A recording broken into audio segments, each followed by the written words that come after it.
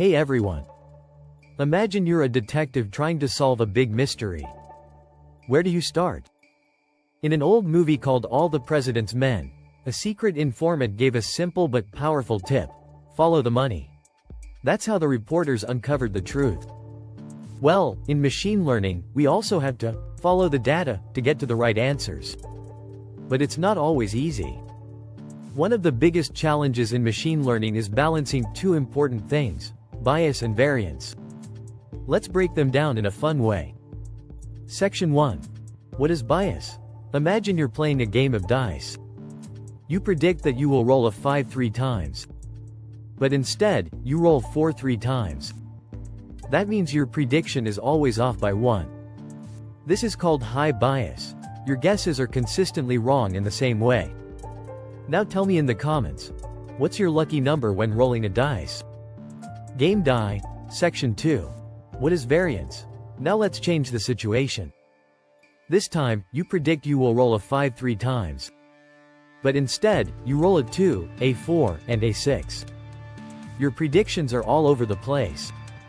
This is called high variance. Your guesses are too spread out. Have you ever played a game where your guesses were all over the place? Let me know below. Thinking face. Section 3. Darts example. Let's think about a dartboard. Bullseye the center, the bullseye, is the correct prediction. If a machine learning model has high bias, all the darts land in the same area, but far from the bullseye. If it has high variance, the darts are spread everywhere, some close to the bullseye, some far away. So, what's the goal? We want the darts to be close together and near the bullseye. That's a low bias, low variance prediction.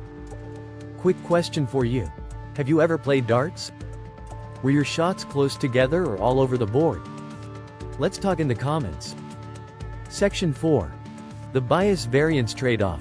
Now, here's where things get tricky. If we try to fix high variance, we might accidentally increase bias. And if we fix high bias, variance might increase. This balancing act is called the bias-variance trade-off. Think of it like tuning the knobs on a radio.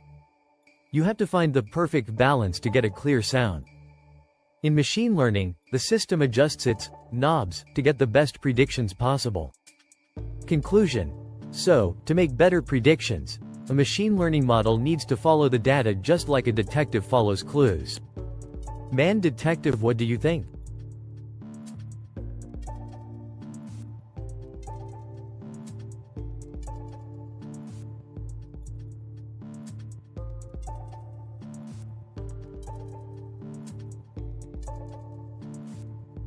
Have you ever had to balance two things in real life?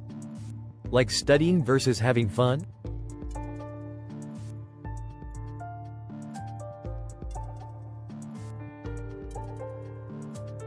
Let me know in the comments. And don't forget to like, share, and subscribe for more cool AI topics. See you in the next video.